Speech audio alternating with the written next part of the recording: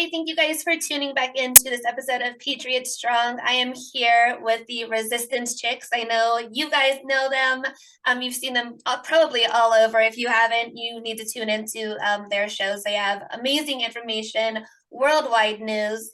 And I'm so honored to sit down with them tonight just to introduce them to you. You guys, thank you so much for joining me tonight.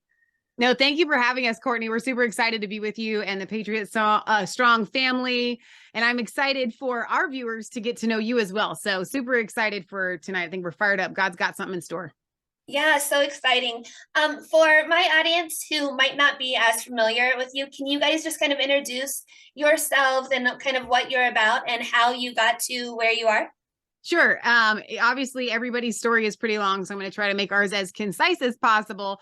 Leah graduated from Rhema Bible College in Tulsa, Oklahoma, and had a desire to be a minister. And then God sent us down a path to kind of really do the work of ministry first, like taking care of the elderly, wiping behinds, cleaning windows, organizing, basements full of junk of the elderly, and just like really doing the servant's work. And that went on for many years. And we started taking care of my grandma and her friends. And then we bought my grandmother's house when she passed away here in Milford, which we're close to you there, fellow Ohioan, really, really close, small world. And so we were kind of doing homesteading. We keep chickens, we keep pigs, and we know how to do all kinds of things like drywall and electrical and plumbing. And we had a YouTube channel showcasing those kinds of things, the ministry aspect, the DIY stuff, and the YouTube channel took off. Then my mom comes to us about 6 years ago, and she had been watching Alex Jones, and she was like, I really feel like, because Leah does all this research for no good reason except for just wanting to know. We were fighting an internet war. Okay, this was in 2016. It was internet war, and it was 2016, and everybody was sharing anti-Hillary Clinton memes. Oh yeah, everybody was involved. Everybody was on Facebook. Everybody was doing it, and we took that chick down. Yeah, and so my mom was like, I feel like you guys could do something like Alex, and we were like, Alex Jones. And I was like, I guess we could. 24 hours later, we both prayed on it. We're like, we have to do this. What are you going to call yourselves? Well, he ended every broadcast by saying, if you're listening to this transmission, you are the resistance. And we're like, Resistance Chicks. And it just stuck. And so we started covering current events and news, and we were on YouTube, and it was really, really great. And then the censorship came. And so we've really just been kind of fighting this battle of truth specifically for 6 years on the internet. And that's kind of how it all came to be. And what we do is we cover current events, news, politics, social issues, and then it's a ministry. We talk about God, we talk about homesteading. It's kind of a variety show. That's awesome. And everything that you guys have went over, it's really important to know. But the homesteading thing is really it's taking off, and a lot of people really need to, I think, need to know how to do that. So that's also something that my audience, if you guys are interested in, go to their page and, learn some stuff, because you guys need to know how to can and how to grow your own food and how to store your own food. It's going to be so important. No, it is. And we are seeing that right now with the food shortages. Do you remember when all of these food plants just earlier this year, the start of this year, were randomly catching fire and burning down, and they've got the diesel shortages, which that affects trucking and all of these things. And you're just like, there really is a big conspiracy. They want to kill us all, and they want to starve us out, and we say no. And I think it's also part of God's design to get us back to his way of living. It's not just a prepping thing for us. We just feel like it's the best way. No, then that's so true.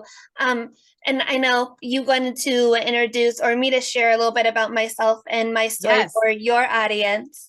So I was a kindergarten teacher for about 8 years. I worked at one of the largest childcare companies in the country. Last year, they introduced a Pride Month curriculum, LGBT curriculum for every child in their care. So 6 weeks to 12 years old. Whenever I was introduced to that, I was flabbergasted. I didn't even know what to say, because how can that kind of curriculum be introduced to children? So I requested a meeting with my district leader, which is my director's boss. She came, we talked. She, supported the company's decision to go forward with it, saying that it's teaching kids how to be more empathetic and accepting for one another.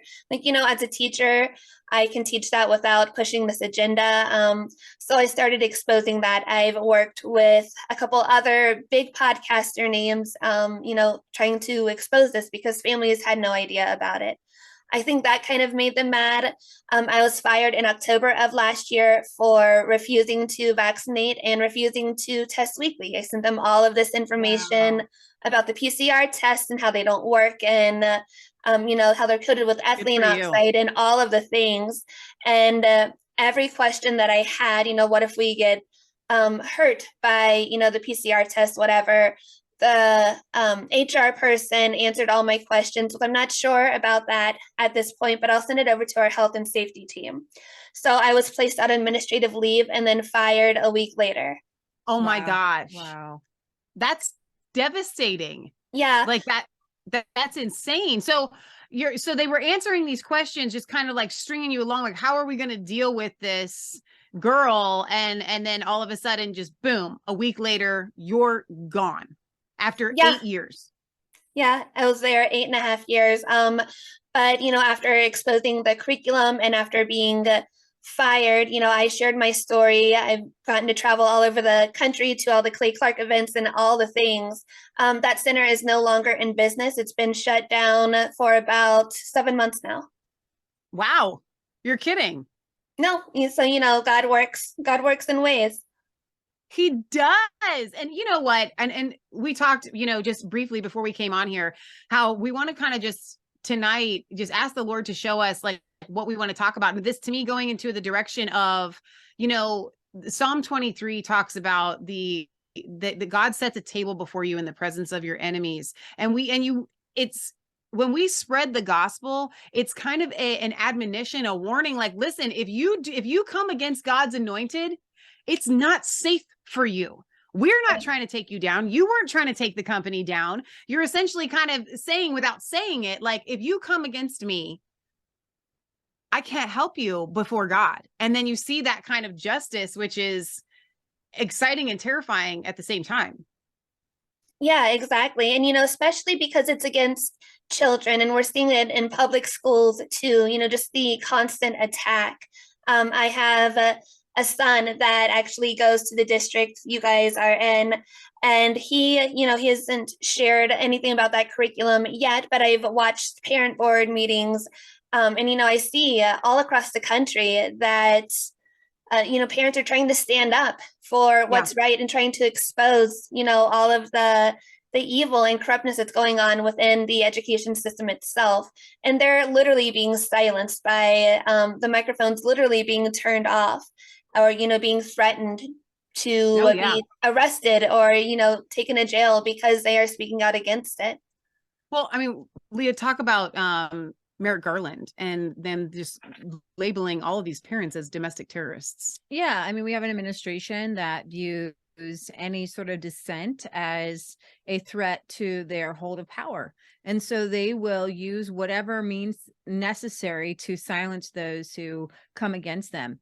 And they're trying to silence parents. They're trying to silence everyone. So this is a multi-pronged approach. The censorship online is really bad. But what took it to the next level, so parents said, hey, okay, so I can't post the memes online. Okay, that's a private company. Well, my child's going to public school, so I'm going to show up at these school board meetings. You have a place for me to talk, I'm going to talk. And they would. And then when they started to see, during the Zoom meetings, what was happening in the schools, they were pretty upset, rightfully so. And so they brought their concerns to the school board. And then the Department of Justice sent pretty much their hounds on the parents and said, you need to follow them.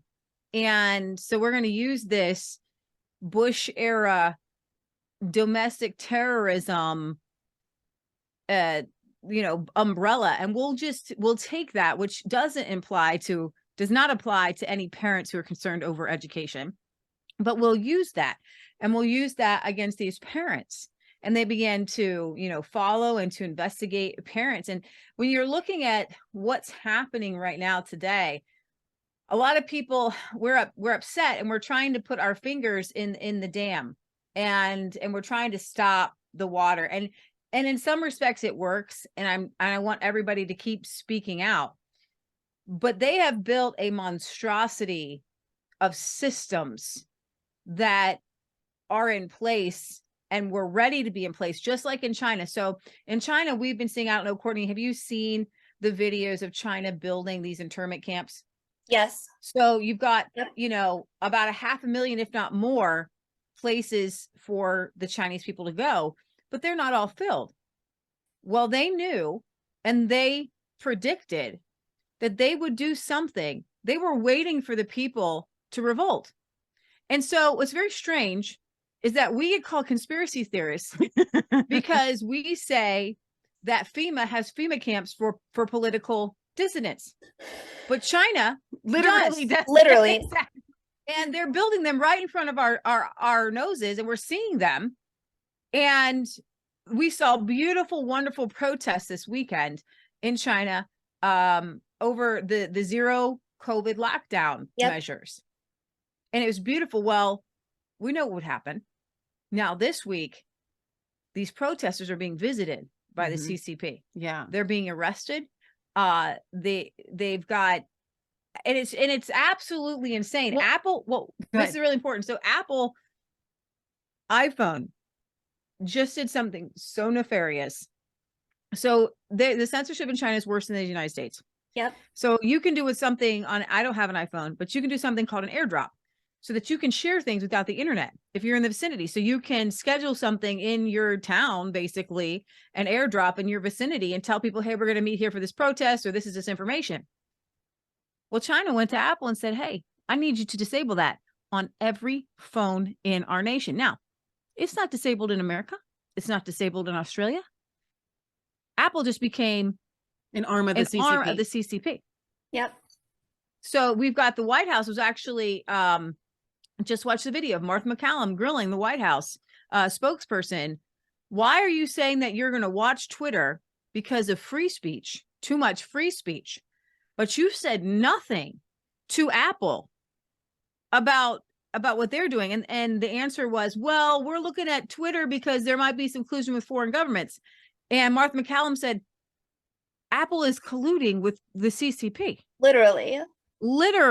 Okay. And so all these, I say all that to say that the elite had these systems set up. So the CIA, the FBI, 9/11, however people see that as happening, we do know that it was used to implement this domestic terrorism watch, spying, keeping an eye on us. On the average, everyday Courtney. Yeah. With children in the public school system. Like that, that's their goal. Like, I mean, you probably, like us, count it in honor, knowing that we're on some sort of FBI watch list, whatever.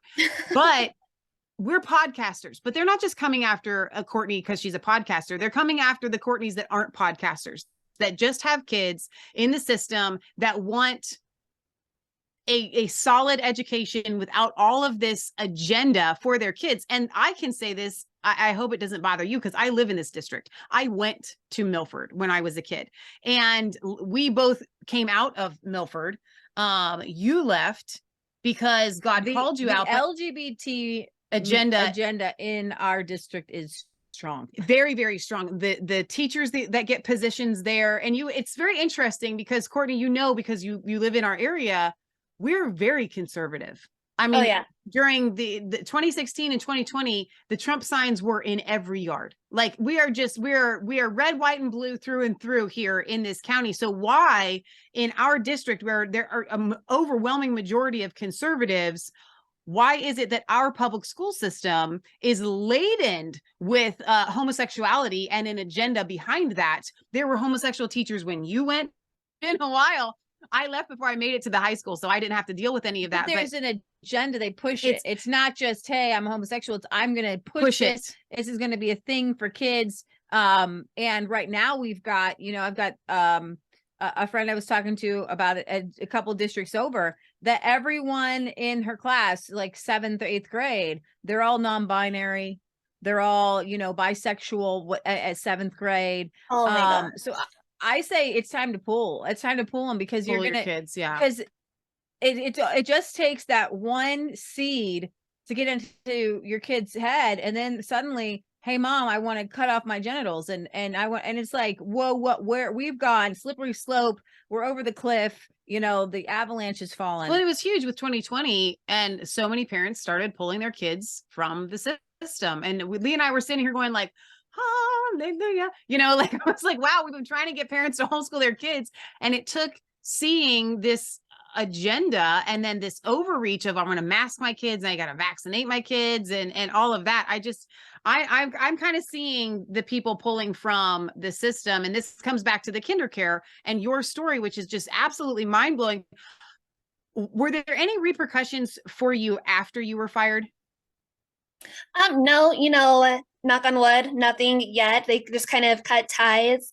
I'm still exposing it because they did it again this year. Only instead of Pride Month curriculum, it was titled like Heard, Seen, Valued. But still the same stuff. I still have friends and family that work with the company, and they sent me all of this stuff. Going back to the vaccine, whenever they did the mandated the PCR testing, they pretty much just said this is what you have to do if you're unvaccinated. So right there, discrimination in the workplace. Yeah. Because vaccinated, they didn't have to test. But right. February of this year, they had sent out a HIPAA form for all unvaccinated employees who had went along with the testing to sign, kind of backtracking and backpedaling and covering their tracks. Wow. A post HIPAA form. Right. Yeah. That's what we're calling like a hush letter. Like, listen, we need you to sign this now. Man, I hope people didn't sign it, because that's absolutely incredible to me.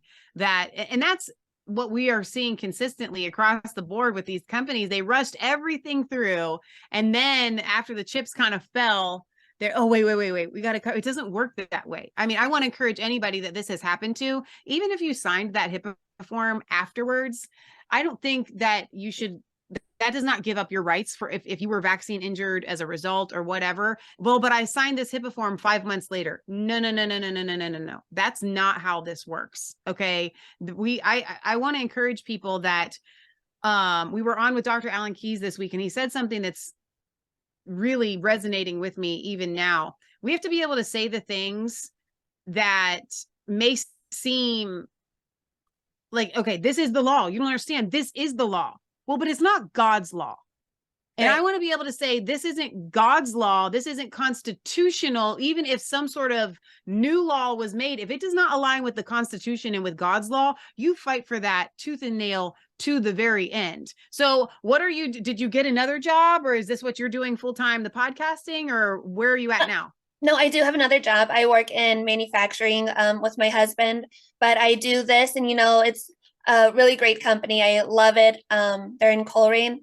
But it's the leniency, so I can take off and go to the Clay Clark events. I'm planning on going to the podcast conference in a couple weeks in Tulsa, actually. In Tulsa? Yeah. In Tulsa? Oh, that's exciting. No, that is perfect. They asked us if we could come, and we never can make it to those, but I think that you will love it, and make sure you say hi to everybody for us. Yeah, I will. Those are all our people. A little far away, but we're going to try and make it. Are you going to drive? Yeah. Yeah. We used to live in Oklahoma. It's not bad. It's not that bad. We drove it all the time. You'll make it fine. All right. So your son is going to school in our district. Do you have any other kids? No, not that are in school. Okay. Not that are in school. Gotcha. So you're literally still just, can I ask how old your son is? He's 14. He's a freshman. So he's in that like sweet spot. How does how does the conversation go? Does he understand what you do and is supportive of? Very much so. Whenever they did the vaccines, I told him, not it's your choice, but this is the research. I showed him all of it, all of the research, and he has an idea of what's going on. Some of his friends, they unfortunately wanted to be in the cool group, and they did get vaccinated. But I think he knows what's going on. He knows about the curriculum.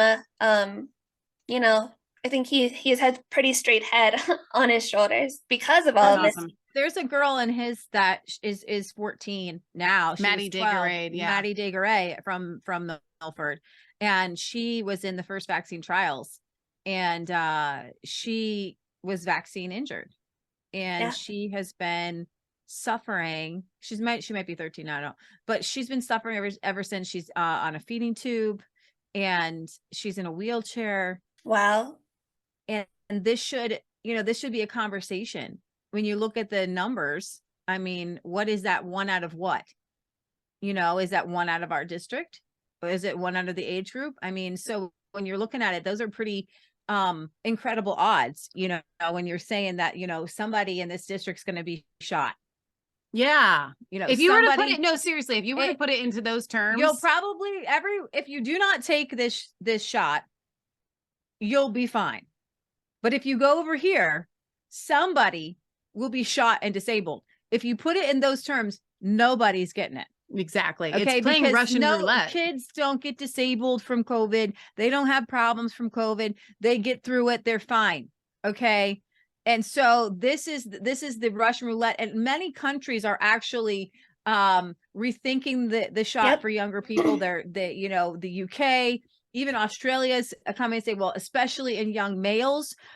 So now we've got people, there should be a class action lawsuit, but Pfizer and the government are working hand in hand because under the EUA, Pfizer and Moderna and Johnson & Johnson cannot be sued.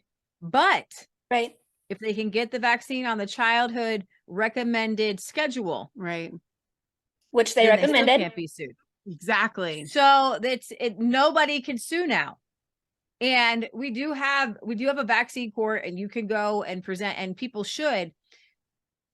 But the way that our government presented COVID was a battlefront, and that if you get the vaccine, you're a soldier. Mm-hmm. Well, if you're injured in battle, then you should be compensated and you should be taken care of.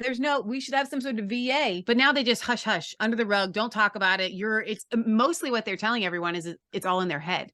Which to me is the most egregious part of all of this, because you see the videos of the people shaking and they've got these permanent disabilities. And then people watch the videos and the comments, I don't know if you've seen them, are so, you're just making that up. And it's just, I'm like, how can people be so cold-hearted over this? It's satanic. The government, the worst part is them saying, well, you did your part. Goodbye. Exactly. Can't help you. Exactly. You did your part. Thanks. Bye. So Courtney, let me ask you this. So a lot of people have woken up to the dangers of vaccines just from COVID. And they started questioning the COVID vaccine, and then they go back and they start questioning all these other vaccines. Did you have that experience, or were you already kind of like, I'm not sure about vaccines prior to 2020? It wasn't so much. Like I had reservations, but the more that I learned, about the COVID vaccines and all of the adverse effects, and then, the died suddenly, and then relating it to the sudden infant death syndrome and all of the vaccines that they're, persuaded to be given, right at birth, it just kind of makes you take a step back and kind of ask, how much have we been lied to about everything? No, that's really good. That's a good statement. How much you can lie to about everything. What were some of the things that you saw specifically that concerned you with the curriculum? The curriculum where you were working? Well, it's a diversity, equity, and inclusion. It's DEI curriculum. They have it for every month. But the Pride Month curriculum, that was the one that kind of stood out, because it's not my place as a teacher to teach somebody else's children behind their back about all of these, adult concepts. Half my kids couldn't even tie their shoe, and I'm supposed to teach them about transgenderism. Are you kidding? I don't think so. How do you even do that? How did they have you try to approach Pride Month to toddlers? Okay, so I worked with preschool, so 3, 4, and school age. So 3 to 12 was my age group. Wow. We were given, different activities to do with them, like take the cap off of a marker and put it on a different cap. And how do you think that marker feels if they're being mislabeled, like with a red cap and a green marker? How does that marker feel? Marker feels nothing. It's a marker. We were told to, introduce the pride and progressive flags to them, and they can color a flag if they want to and put it on their window to let the neighborhood know that they are an ally of the community. Did you have any parents complain about this, or were all the parents like, yeah, great, I love the pride flag? Here's the thing, the parents had no idea about it. They didn't go home like with the coloring of the pride flag? I didn't do that. I don't know if any other teacher did and any of the other centers. So these were things that were optional, but you didn't actually do them. Right. It was required, but I'm not doing it. I told my You're a rebel. leader. That's awesome. Good for you. It was like a write up. If you don't do the curriculum, like you can write me up. That's fine. Like I'm not doing it. Wow. Good for you. Yeah. But just kind of going through and flipping through all of the curriculum, there was community advocates, Edith Windsor and Jojo Siwa, prominent names that made impacts in the community that we were to teach them about. This is what this person did. There were story times. Adrian is a Mermaid, which is about a little boy that cross dresses and he goes to the mermaid parade, all of these things. I'll have to send you the curriculum. I have it printed out. I have it saved PDFs, everything. This is child absurd. It is. It's absolutely child abuse. And the parents are, this is the thing. The parents are paying for this and they don't even know it. They're paying to have their children indoctrinated behind their backs. And what's really funny, if you go to the KinderCare website under their DEI, all of their other monthly curriculum is hyperlinked. You can click on it. It'll take you to kind of a brief introduction.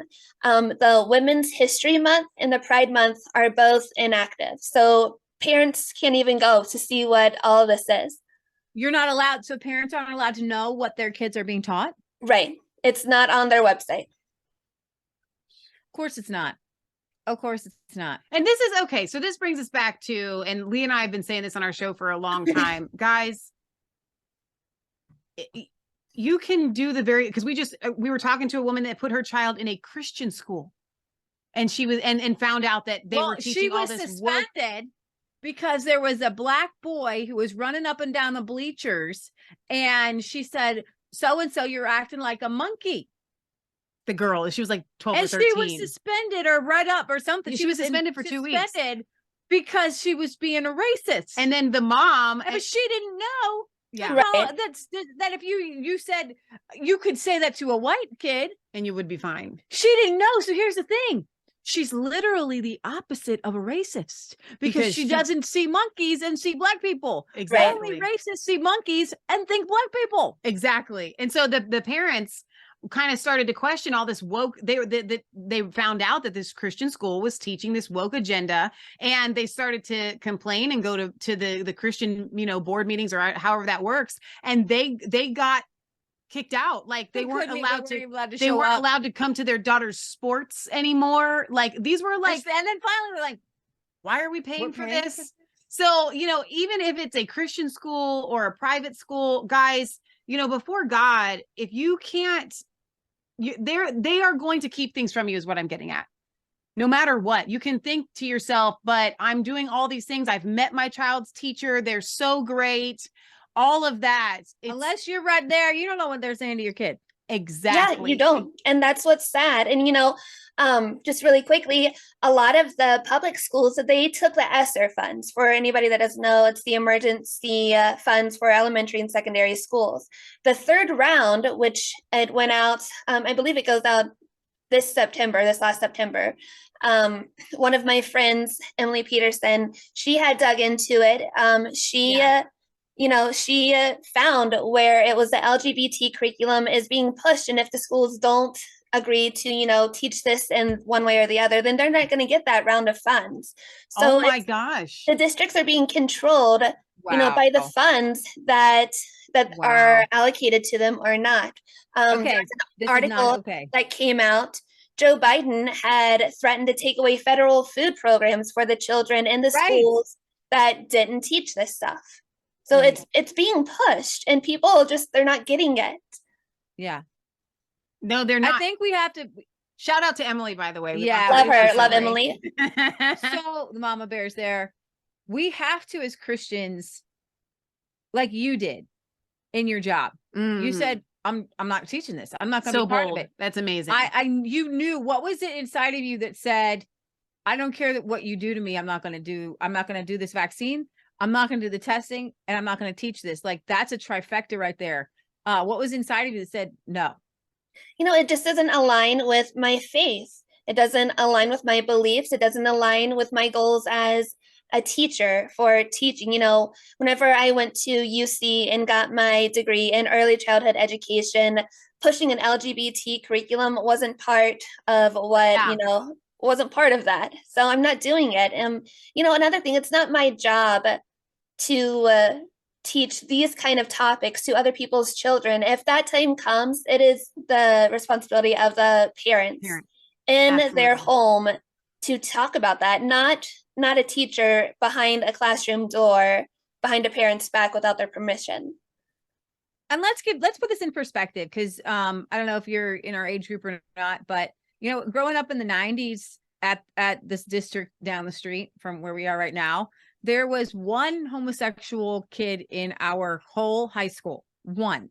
Okay. Nobody was closet homosexuals, because that young man was paraded around, was loved, was admired, was legitimately had crushes on the opposite gender. Every single one of them. It was natural. And then, there were some emo kids They were that just kind of experimented and grew out of it and ended up getting married and having kids.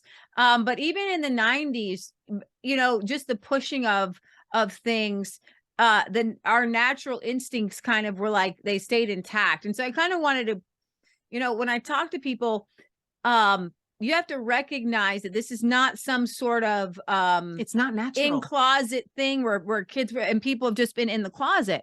No, this is a nurtured, groomed thought process. Right. And when you recognize it as child abuse, as sexual child abuse and grooming, okay, and the precipice of pedophilia, because as they begin to normalize all of these relationships that aren't normal, that aren't biblical, as Christians, we don't want to make waves. That's not something that we want to do. We want to be happy. We want to get along with everyone. And every once in a while, we'll talk about sin. And, I hate the cop out of, I don't understand it, but the Bible says. Okay, why does God say he made marriage between a man and a woman? Okay, why? Let's explain it to people. Yeah. Okay, because a man has certain attributes that God created, and he has these certain attributes, and some attributes that he will never have that a woman has. And a woman has all these attributes, and God gave her certain attributes that a man would never have. And so he split them up on purpose so that we would come together and create children. You don't need to create children in marriage for it to be godly and divine, because the whole point was God took a rib out of Adam, and he created a whole separate person. And women are different. And when a man, and I'm sure you can see this in your marriage, there are things that you look to your husband and you say, you do this so well and I can't do this. And there are things that he hopefully looks to you and says, there are things that you do so well I'm glad that you do. And when you come together, you're like, wow. And when it's God, it's like a bicycle, right? It's a pedal that kind of moves, right? And so when you have we really, as Christians, we have to make the case. And you also have not only make the case, but we have to be able to call out what they are doing and say, this is the devil. He comes to steal, kill, and destroy the family, exactly, and abuse children, and population. Why? Control. Because if a man and a woman love each other and they get together and they love each other, they're going to love a child. And if that child is loved and nurtured by God, they're going to grow up and they're going to be healthy and whole. And we're at war with evil. And evil comes to steal and to kill and destroy. Okay. And if you've got loving parents who produce a well-rounded child, they're not going to lie, cheat, or steal. So they're not going to do what the devil wants them to do. Yeah. So you got to break up the family. You've got to confuse them on their gender. Yep. You have to, it's one thing, like when we were kids, it was MTV and everybody having, sex outside of marriage. Well, that wasn't enough. That's where it leads. And I know we only have a couple minutes here left, but that's where this all ends. If you give them an inch, which is what they keep asking, just give us this little inch and then give us this inch and just bake the cake for the homosexual marriage and just do this. And then we end up with, well, we're just going to indoctrinate your kids and have them confused about their gender for the rest of their lives. I can and then love you, mutilate them and cut off body parts. We love you, but you cannot hurt children and you can't confuse children. Exactly. We have to be able to draw the line. Exactly. And you've done that's that. what you did. And I'm just like in awe at how strong of a woman you must be to be able to do that. Thank you for that. You know, I would love to have you guys back on. We do only have just a couple minutes left. But this entire thing is a complete, you know, spiritual warfare. It's good versus evil. I'm in Mason, our neighboring district. They have recently introduced an after-school satanic club. Wow. You know, parents tried to fight it, and the school said it's not affiliated with the school. It's an outside thing that they're renting the space for the school. That was how they, you know, kind of justified it. But ladies, thank you guys so much for joining me. I would absolutely love to have you guys back on. I know you're so busy, but it's been fun. And no, this has been awesome. And like, we're neighbors, so we'll be at the same events. I know, you know, especially not just the Clay Clark events, but all of the same local events too. Literally. Where can my audience find you? So we are on all of the major platforms that we're allowed to be on. So Rumble, BitChute, Truth Social. Our website is very simple, resistancechicks.com. Everywhere you go to look for us, it will be just Resistance Chicks. Awesome. Okay. Thank you guys so much for tuning in. I hope you enjoyed the episode. Go check them out. They are amazing, wonderful women doing godly work. Again, thank you guys so much for hopping on with me. I hope you have a wonderful night and God bless. You too. Thanks. Take care, Courtney. Bye. Hello, I'm Mike Lindell, and I'm excited to announce my original My Slippers are back in stock. Last Christmas, you made them the #1 selling MyPillow product, and now I've added smaller sizes, larger sizes, wide sizes, and all new colors. And with your promo code, you still save $90 a pair. What makes my slippers different is my exclusive 4-layer design that you're not going to find in any other slippers.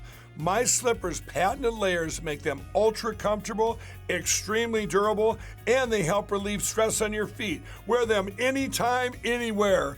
You'll absolutely love my slippers, and I'm extending my 60-day money-back guarantee until March 1st, 2023, making them the best Christmas gifts ever. So go to MyPillow.com or call the number on your screen now. Use your promo code to save $90 on my original My Slippers. That's only $49.98 a pair. Quantities won't last long, so please order now.